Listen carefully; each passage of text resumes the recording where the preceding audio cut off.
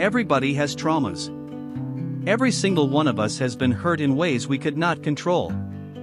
Some of those hurts came from family, some from friends, some from life itself. These moments left us with pain. But today, I notice something: people are starting to wear their trauma as an identity. They say, I am this way because of what happened to me. But here is the truth: most traumas are not permanent monsters. They are stressors. They were events that were bigger than our ability to handle at the time. Back then, we didn't have the tools. We didn't know how to cope. But today? Today you are stronger. Today you have more wisdom, more life experience, more strength inside you. And when you wake up to that truth, you reclaim your real self. Think about it. Every single one of us has made mistakes. Every one of us has had times where we felt guilty, times we thought we weren't enough, times we believed we were unworthy. But back then, you did the best you could. You couldn't have done better because you didn't have the knowledge, strength, or tools you have today. You used what you had at that time. We are not frozen beings. We are not statues. We are alive. We grow. We change. That is why post-traumatic growth exists. Trauma doesn't have to be the end of your story. Trauma can become the beginning of your strength. But many people don't see it that way. They believe trauma is something you must carry forever, like a heavy backpack you cannot put down. They talk about managing trauma, living with trauma, defining themselves by trauma. But often, trauma is not the event itself anymore, it's the story we keep repeating in our heads. Every time we retell the story, we make it bigger, darker, and heavier. Why? Because the story secretly meets some of our human needs. Let me explain. Human beings all share 6 basic needs. 1. Certainty, the need to feel safe and secure. 2. Uncertainty/variety, the need for change, excitement, and surprise. 3. Significance, the need to feel important, unique, or special. 4. Love and connection, the need to feel close to others. 5. Growth, the need to develop and become more. 6. Contribution, the need to give, to serve, to help others. Now here's the interesting part: trauma can meet many of these needs. Trauma makes you feel significant. It makes you feel unique because your story is big and heavy. Trauma also creates variety, drama, chaos, emotion. That's why some people hold on to it. Think about movies. Would you pay to watch a film where the main character starts out happy, lives a perfect life, and ends even happier? Of course not. Nobody would. We want conflict, challenge, drama. It's what makes a story exciting. The same happens in life. Many people unconsciously create drama so they can feel alive.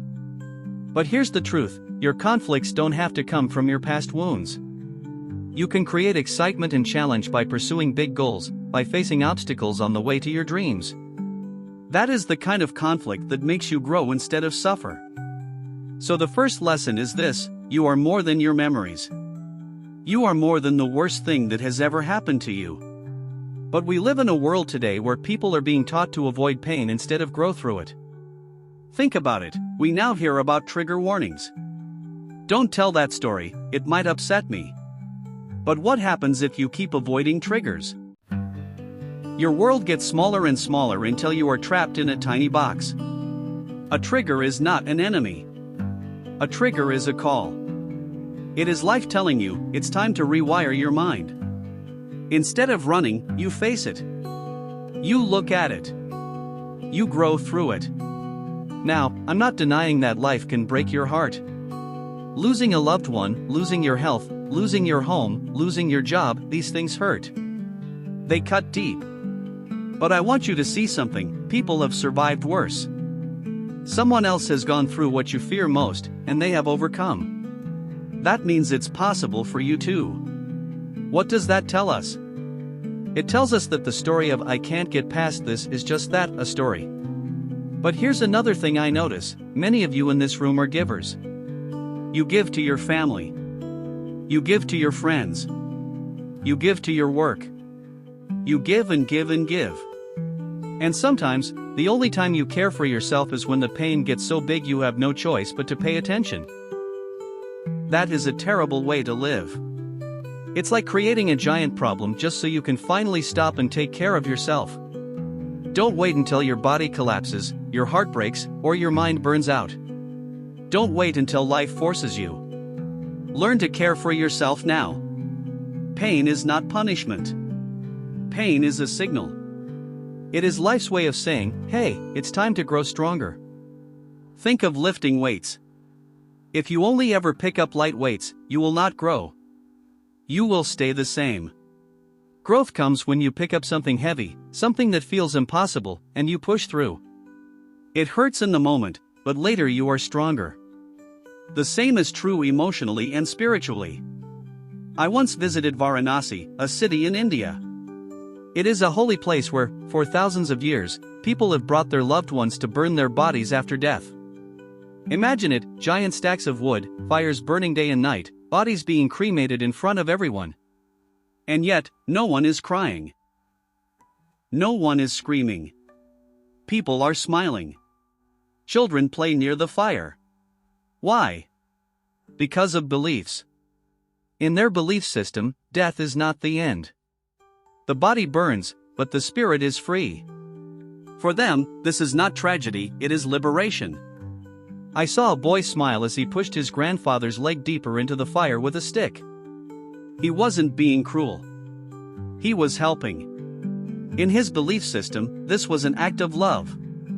That moment taught me something powerful. We only feel pain or joy because of the meaning we give events. Change the meaning, and you change the emotion. In the West, people get angry because their burger didn't have the right sauce. In the East, some people face death with peace and joy. Neither is wrong. It just shows how much our beliefs control our feelings. So here is the real question: what meaning are you giving to your life experiences? If you decide that everything, even pain, is a gift, then life changes. Gratitude changes everything. Gratitude doesn't erase loss, but it transforms how you carry it. Instead of being crushed by it, you are lifted by it. I have cried more tears of joy and grace in my life recently than tears of sadness. Not because life is perfect, but because I have learned to see grace in everything, even the painful things. Here is what I want you to consider: most of the stories people tell about trauma are incomplete. They are still in the middle of their healing, so the story they give you is only half the truth. If you accept their story as the final answer, you may get stuck where they are stuck. That is why you must become a critical thinker. Don't just accept the meaning other people give to events. Create your own meaning. You are the author of your story. When you choose your own meaning, you choose your life. That doesn't mean you won't feel pain anymore. You will. But pain becomes a visitor, not a permanent roommate. Pain becomes a teacher, not a jailer. If you find yourself telling the same sad story again and again, ask yourself: am I using this story, or is this story using me? Fear, sadness, anxiety, these emotions are not here to destroy you. They are messages. They are life whispering, it's time to step up.